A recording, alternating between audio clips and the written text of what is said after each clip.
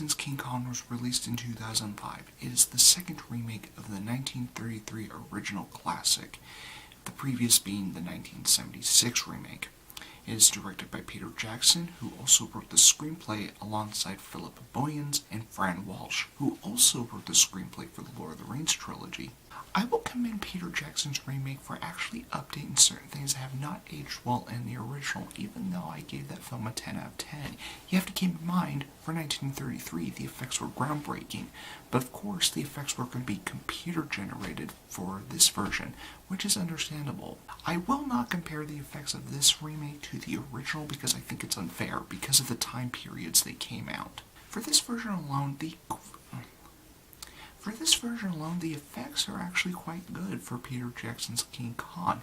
There may be some hiccups here and there, but it does not ruin the overall quality of the visual effects of Peter Jackson's King Kong. The cinematography in Peter Jackson's King Kong is actually good for the most part, except for the cutting frame slow motion that was very noticeable in the first act of Peter Jackson's King Kong.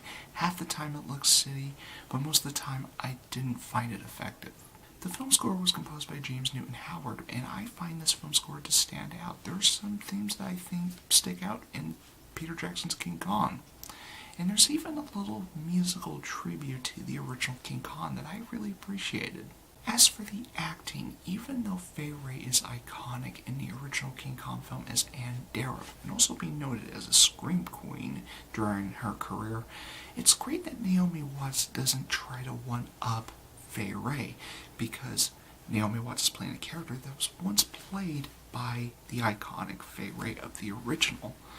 But it's great that Naomi Watts delivers a believable performance for the version that she plays of that same character, whereas Fay Wray's performance was believable back in those days.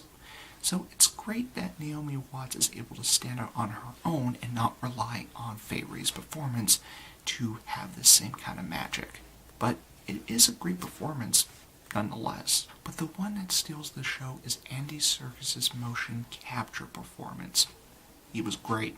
As for Jack Black, I think he's the fish out of water when it comes to the casting. He's not bad in this film, but he sticks out as breaking the immersion of the time period of the 30s.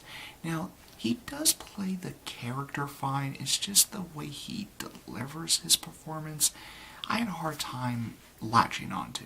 As for Adrian Brody, I found his performance underwhelming in Peter Jackson's King Kong. As for the characters, they have about the same characterization as the original King Kong.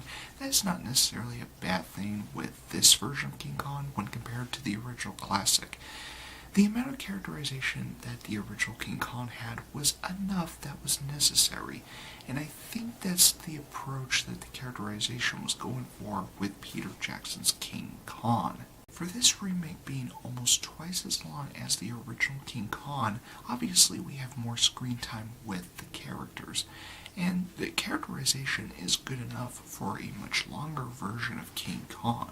As for the plot of Peter Jackson's King Kong, it does stick to the source material, and it also has one particular scene that was scripted for the original film, but never made it. It also got lost, but was brought into this film.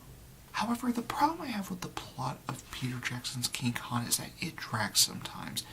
If they trimmed down the scenes involving the boat trip to Skull Island, that would have been great, but that particular portion of the film does drag. As for that one scene that is exclusive in this remake that was originally meant for the original King Kong, was a scene involving giant spiders. It was filmed, but was ultimately cut out of the film. However, the footage got lost. So, it's nice that Peter Jackson's King Kong actually brings that element and puts it into this version. Ultimately, Peter Jackson's King Kong is the same good old story that the original offered, although the only problem I do have with this version is that it drags at times.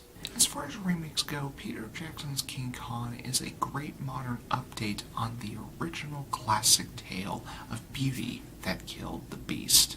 I'm going to be shooting an 8.5 out of 10 for Peter Jackson's King Kong.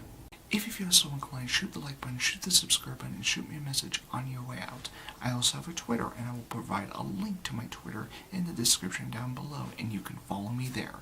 Until my next review, good day and good night.